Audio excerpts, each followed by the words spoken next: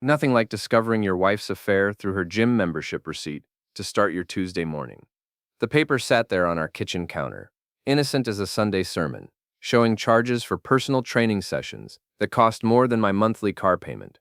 Funny thing about Erica, she'd always claimed the gym was free through her work benefits. I'm Nick Garrison, 39 years old, and I fix computers for a living. Not exactly the kind of guy who gets respect at neighborhood barbecues, but I notice details other people miss. Like how my wife of 8 years suddenly developed an interest in fitness right around the time she started working late 3 nights a week. Morning, sunshine, I said, waving the receipt as Erica stumbled into the kitchen. She looked good, too good for 7 in the morning. Her hair was perfect, makeup already applied. Most wives look like they've been hit by a truck before their first coffee. Mine looked ready for a magazine shoot. What's that?" she asked, not meeting my eyes. Classic tell.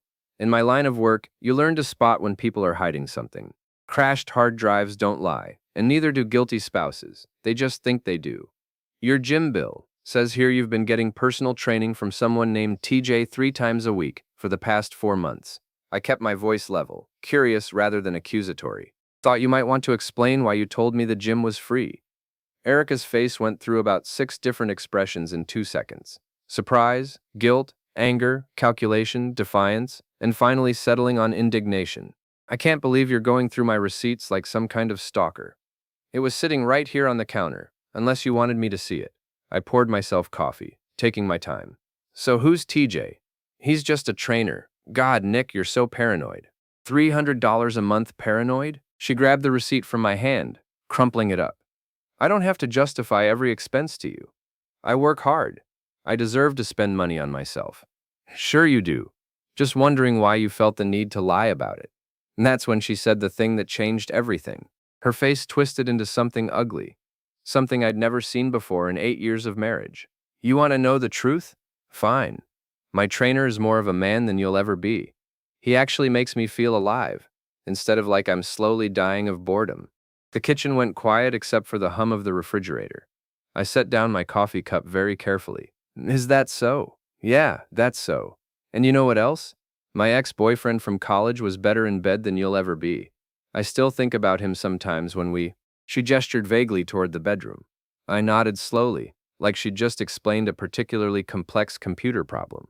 Well, that's honest. Brutal, but honest. I didn't mean...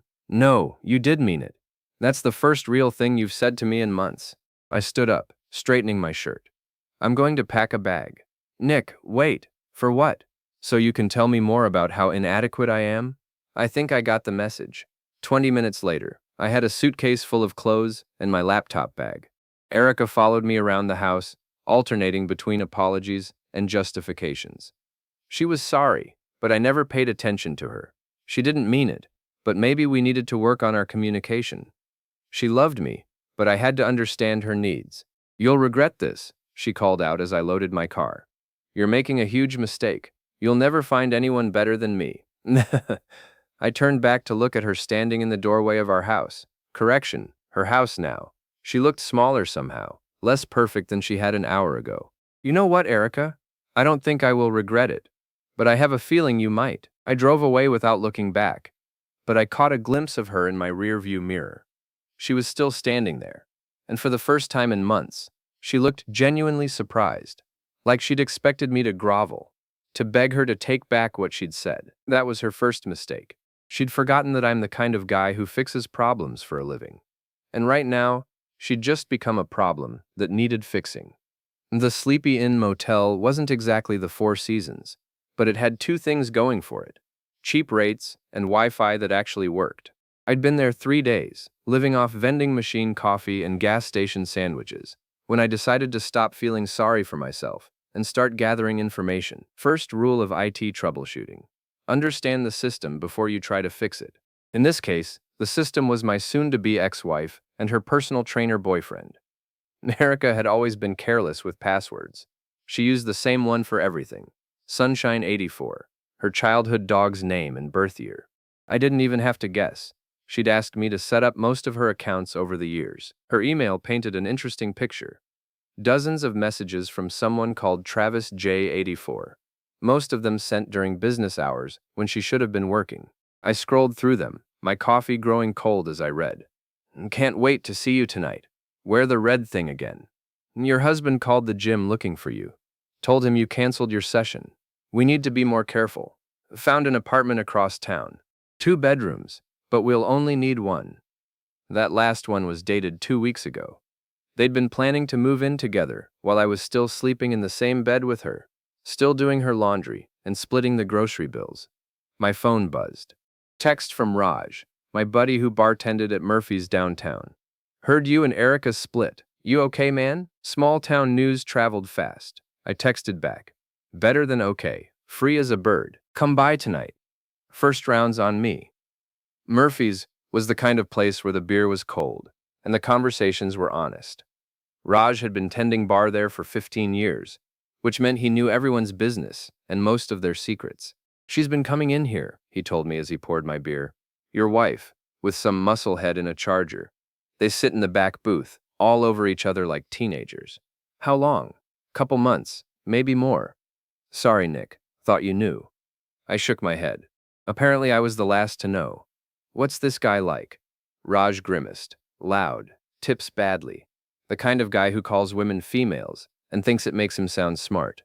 He's been bragging to anyone who'll listen about his married girlfriend and how her husband's too stupid to figure it out. That stung. But it was also useful information. Travis, TJ, had a big mouth and a bigger ego. That was something I could work with. He's got a reputation around town, Raj continued. Sleeps around a lot. There's at least 3 women I know of who've caught him cheating. One of them, Amber. She still comes in here sometimes. Works at that sports bar on 5th Street. I filed that information away. What else? Drives that Charger like he's in a Fast and Furious movie. Got pulled over twice last month for racing down Main Street.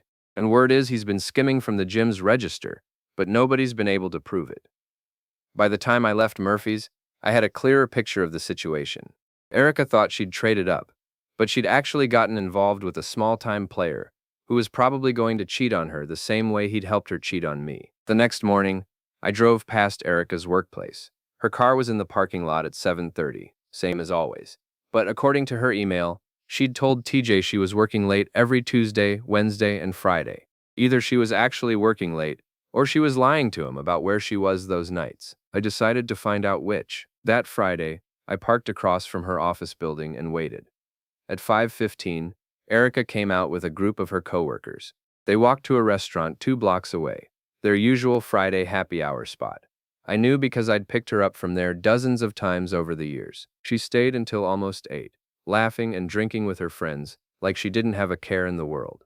Meanwhile, according to her text messages, TJ was waiting for her at his apartment, getting increasingly annoyed that his married girlfriend was standing him up. Where are you? He'd texted at 6:30. Stuck at work. Boss is being a pain. Maybe tomorrow? She'd replied. She was playing both ends against the middle, keeping TJ interested while maintaining her social life and not burning bridges at work. It was actually pretty smart, which made it more infuriating, but it also gave me an idea. Stan Morrison looked exactly like what you'd expect from a private investigator who advertised in the Yellow Pages. Rumpled suit, coffee-stained tie, and the kind of mustache that went out of style in 1987. His office smelled like cigarettes and disappointment. Cheating spouse case? He asked, not looking up from his newspaper. Something like that. I need information on a guy named Travis Jeffers. Goes by TJ, he's a trainer at CrossFit Central. Stan finally looked at me. Information costs money. How much information you need? Everything. Work history, financial situation, who he's sleeping with, where he lives, what he drives. I want to know what he had for breakfast this morning. That'll run you about $800, depending on what I find. I handed him $400 in cash. Start with this. Call me when you need the rest. While Stan did his thing, I started working on phase 1 of my plan. I created a fake email account and spent some time crafting the perfect message. Then I sent it to every female member of CrossFit Central whose email I could find through their social media profiles. Ladies, I thought you should know that one of your trainers, TJ Jeffers, has been bragging around town about his conquests at the gym. He's been telling people at Murphy's bar that he's sleeping with multiple clients and laughing about how easy it is to score with desperate housewives. I thought you deserved to know what he really thinks of you. A concerned friend. It wasn't entirely true, But it wasn't entirely false either. Raj had confirmed that TJ bragged about his conquests, and I was willing to bet that at least some of those conquests were gym clients. The email hit CrossFit Central like a small nuclear bomb. By Tuesday morning, TJ was dealing with angry clients, suspicious husbands, and a very unhappy gym owner. 3 women had canceled their memberships, 2 had filed complaints, and 1 husband had shown up demanding to speak with TJ personally. I know all this because I'd positioned myself in the coffee shop across the street with a clear view of the gym's front door. TJ came storming out around 10:30, phone pressed to his ear, gesturing wildly as he shouted at whoever was on the other end. He looked stressed. "Good." Stan called that afternoon with his preliminary report. "Your boy TJ's got some interesting habits. He's behind on his rent, owes money to at least 3 different people, and he's been rotating through girlfriends like they're rental cars. Currently juggling your wife, a bartender named Amber, and some college girl who thinks they're exclusive." "What about the gym?" "Owner's been getting complaints about him for months. Nothing proven, but there's talk about missing inventory and cash discrepancies. Guy's walking a tightrope, and it wouldn't take much to push him off." "What would it take?" "Evidence. Something concrete that ties him to the missing money or proves he's been unprofessional with clients." I thought about that. What if someone provided that evidence? Then TJ would be looking for a new job real quick. Why? "Just curious. Send me everything you've got so far." That evening, I drove to Amber's sports bar. She was easy to spot, tall, blonde, with the kind of attitude that suggested she didn't take nonsense from anyone. I waited until her break, then approached her outside. "Excuse me, are you Amber?" She looked me up and down suspiciously. "Who's asking?" "My name's Nick. I think we have a mutual acquaintance." "TJ Jeffers?" Her expression darkened immediately. "That piece of garbage? What about him?" "I have some information you might find interesting about what he's been up to lately." 20 minutes later, Amber was furious, and I had a new ally. She'd been dating TJ for 3 months, thinking they were exclusive, while he was telling Erica that Amber was just a friend from his past. "I want to hurt him," she said, crushing her cigarette under her heel. "I want to hurt him bad." "I might have some ideas about that," I told her. "But first, I need to ask you something. Has he ever mentioned taking money from the gym?" She laughed bitterly. "Mentioned it. He bragged about it. Said his boss was too stupid to notice a few missing 20s here and there. He's been skimming from the register for months. Would you be willing to tell someone in authority about that?" "Honey, I'd testify in court about it, if it meant watching that cheater get what's coming to him." I drove home to my motel room feeling better than I had in weeks. TJ was about to discover that karma had a very specific address, and it was coming for him express delivery. The beauty of a good revenge plan is that it should feel inevitable, like dominoes falling in perfect sequence.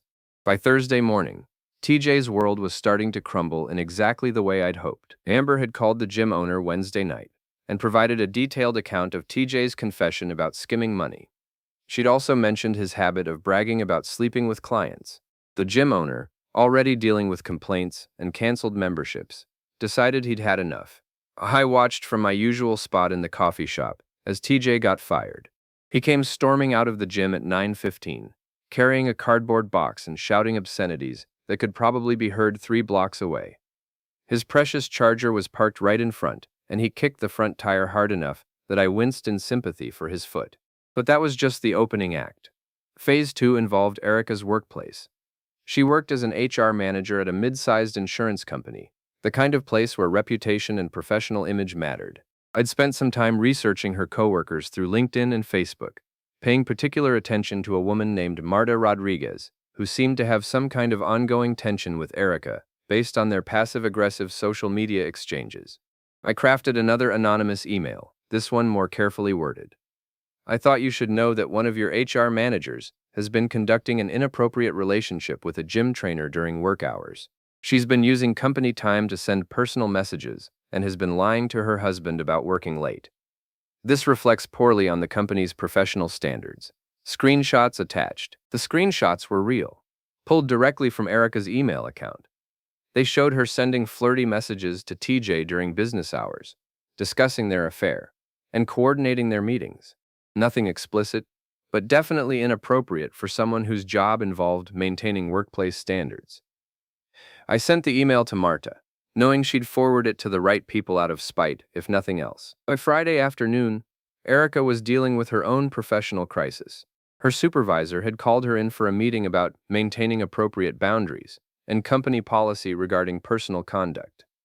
She wasn't fired, but she was officially reprimanded and put on notice. I knew this because she called me, crying. Nick, please, I need to talk to you. Everything's falling apart. Is it? I kept my voice neutral. That's unfortunate. Someone's been spreading lies about me at work. They're saying I was having an affair, that I was using company time for personal business. My boss thinks I'm unprofessional. Are they lies, Erica? Silence on the other end. I made mistakes, okay? But someone's trying to ruin my life. They got TJ fired too. Someone's targeting us. Maybe you should have thought about that before you decided to cheat on your husband. Please, Nick. I know I hurt you, but this is bigger than us. Someone's playing games, trying to destroy everything I've worked for. I almost felt sorry for her. Almost. What do you want from me, Erica? I want you to come home. I want us to work this out. I realize now how much I need you, how much I took you for granted. Interesting timing. Right after your boyfriend gets fired and your job gets threatened. It's not about that. It's exactly about that. You didn't want to work things out when you thought you had a better option. Now that option's gone, so you're calling me. That's not fair. Fair? I laughed, and it came out harsher than I intended. You told me your ex-boyfriend was better in bed than me. You've been cheating on me for months. You were planning to move in with another man while still married to me. And you think I'm being unfair? She was crying harder now. I know I messed up. I know I said terrible things. But I love you, Nick. I want to fix this. Some things can't be fixed, Erica. Some things, once they're broken, they stay broken. I hung up and turned off my phone. But I wasn't done, not even close. That weekend, I drove to the neighborhood where Erica and I used to live. Mrs. Conway, our next-door neighbor, was in her front yard tending to her roses. She'd always been friendly to me, and she loved gossip more than she loved gardening. Nick, how are you, dear? I heard you and Erica were having some troubles. Hello, Mrs. Conway. Yeah, we're separated. Turns out she was having an affair. Mrs. Conway's eyes lit up like Christmas morning. Oh my goodness, I had no idea. With whom? Some trainer from her gym. Guy named TJ. They've been carrying on for months while I was working to support us both. I shook my head sadly. I found out she was lying about working late, lying about her expenses, lying about pretty much everything. That's terrible, and here I thought you two were so happy together. So did I. But I guess some people are just good at pretending. I paused, as if something had just occurred to me. Actually, Mrs. Conway, I'm glad I ran into you. Erica's been telling people that I was abusive, that I was the reason our marriage failed. I just want you to know that's not true. I never laid a hand on her, never even raised my voice. Mrs. Conway looked appropriately shocked. Abusive? You? That's ridiculous. You're the sweetest man. You used to shovel my driveway in winter without me even asking. I appreciate you saying that. It's been hard, having people think badly of me, when all I did was work hard and try to be a good husband. By the time I left Mrs. Conway's yard, I knew the story would be all over the neighborhood by Sunday evening. Erica's reputation as the wronged wife was about to take a serious hit. But the best part was still coming. 2 weeks later, I was ready for the final phase of my plan. TJ was unemployed and desperate, picking up odd jobs and borrowing money from anyone who'd lend it to him. Erica was walking on thin ice at work and dealing with suspicious neighbors who'd heard Mrs. Conway's version of our breakup story. They were both vulnerable, which made them perfect targets for what I had in mind. I sent Erica a text from a new number. I've been thinking about what you said. Maybe we should talk. Are you free for dinner Friday night? She responded within 5 minutes. Yes, I knew you'd come around. I'll cook your favorite meal. Actually, I'd prefer neutral ground. How about that Italian place on Oak Street? 7 o'clock? Perfect. I love you, Nick. I can't wait to see you. Then I sent a similar message to TJ, using information I'd gathered about his financial situation. I heard you're looking for work. I might have a job opportunity for you. Meet me at Romano's on Oak Street, Friday at 7:30. Ask for the reservation under Johnson. TJ took the bait too. Hell yeah, I need work. What kind of job? Construction management. Good pay. Cash under the table. We'll discuss details Friday. Friday evening, I arrived at Romano's at 6:45 and requested a table with a clear view of the entrance.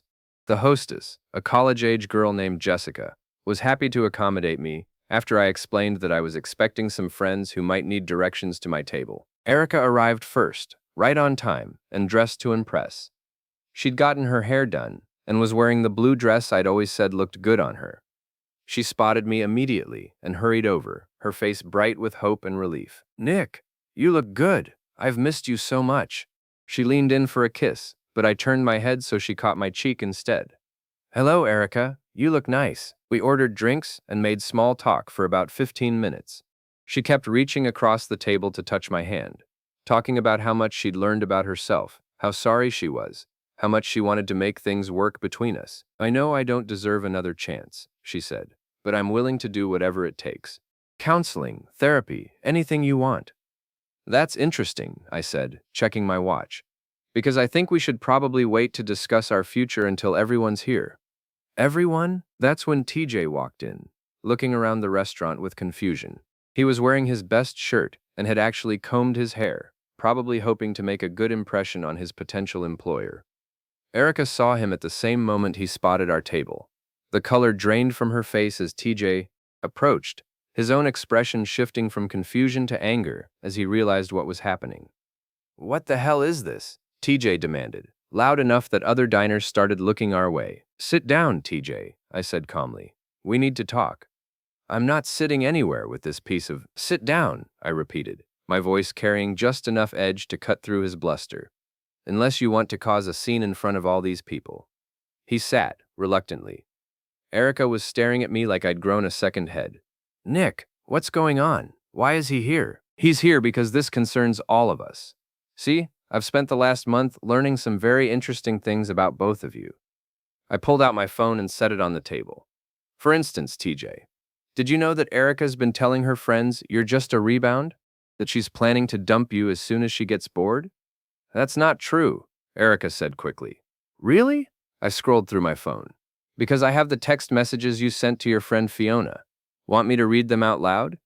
TJ was glaring at Erica now. "What text messages?" I cleared my throat and began reading. "TJ's fun for now, but he's not exactly husband material.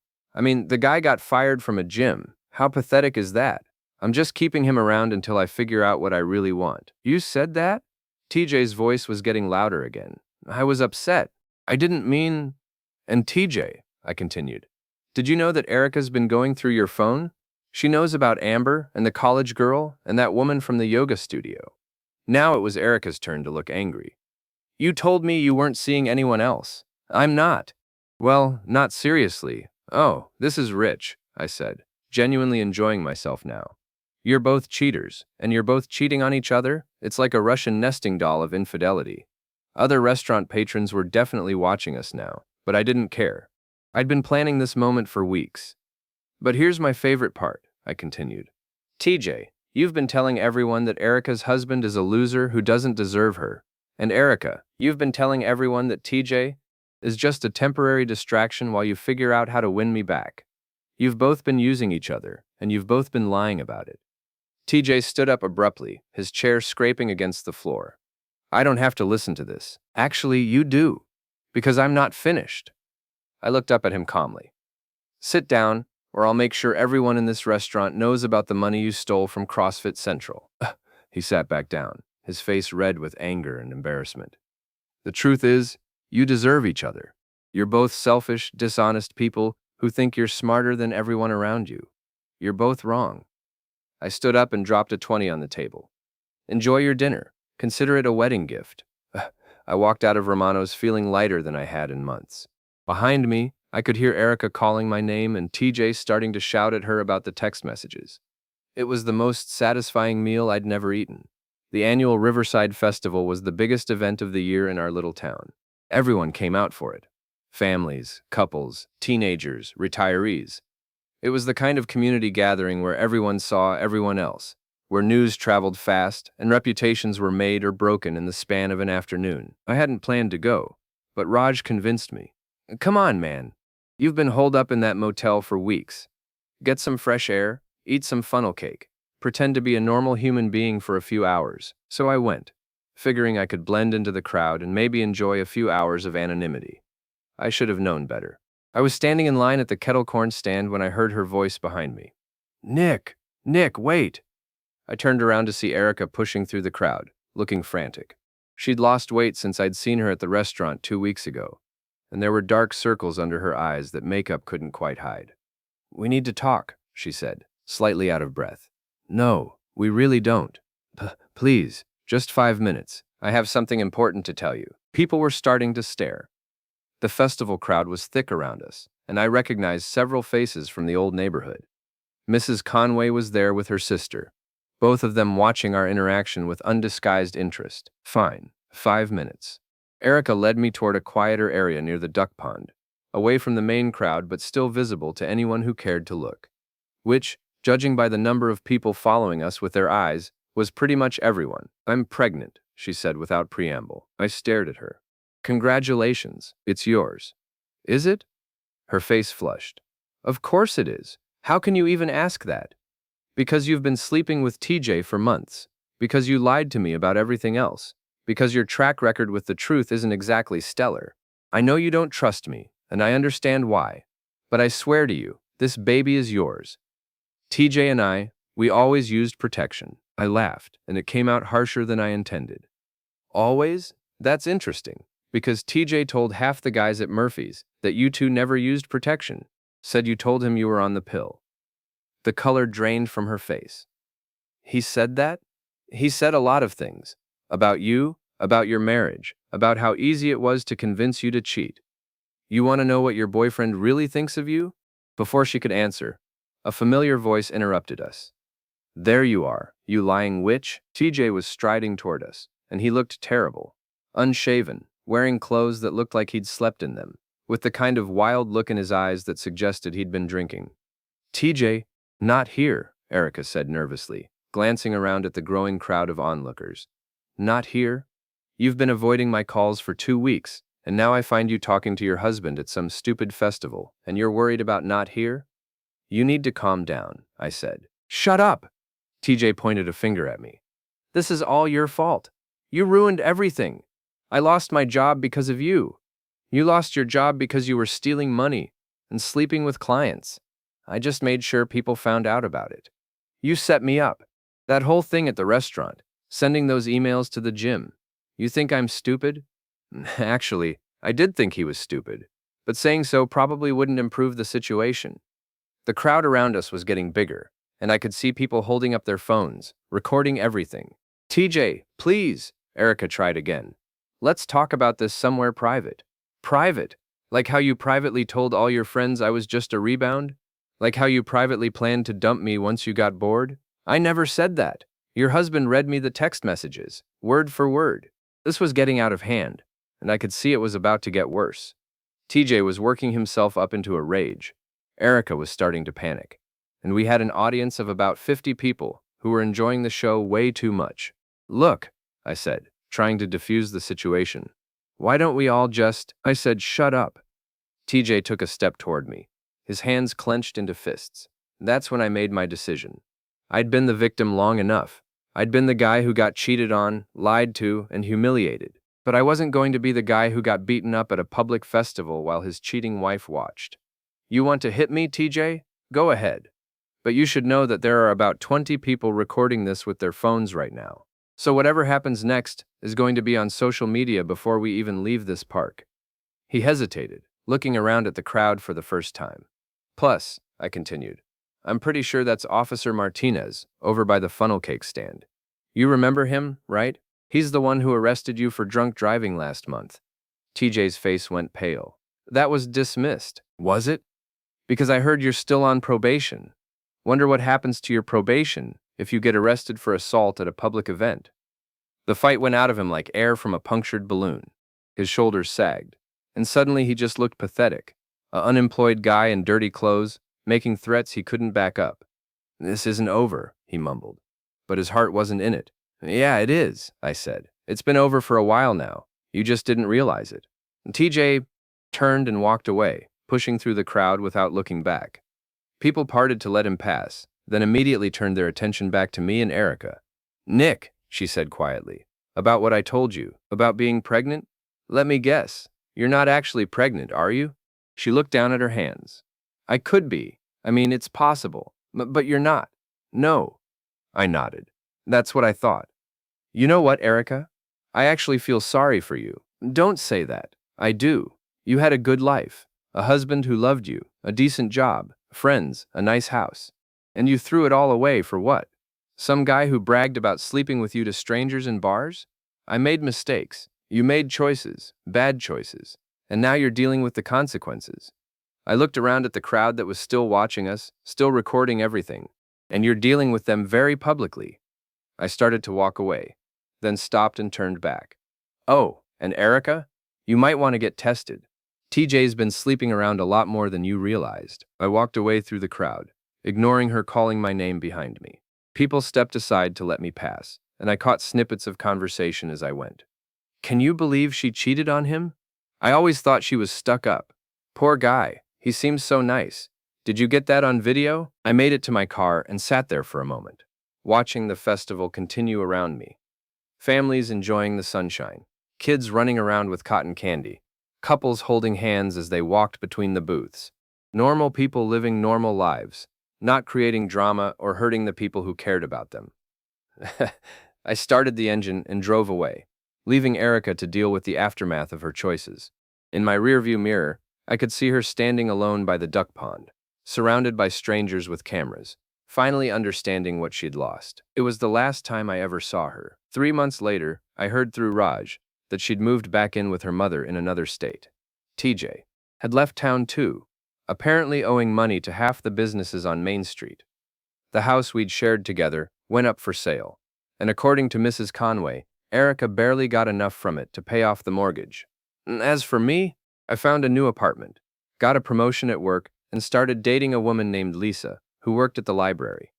She was kind, honest, and had never cheated on anyone in her life. And sometimes people ask me if I regret how things ended with Erica, if I think I went too far with my revenge. But I don't see it as revenge. I see it as consequences. I didn't make Erica cheat on me. I didn't make TJ steal money from his employer. And I didn't make either of them lie to everyone around them. I just made sure the truth came out. And sometimes, the truth is the most devastating weapon of all. Neferinen, October 24th, 2025, 11 hours, 8 minutes, and 50 seconds.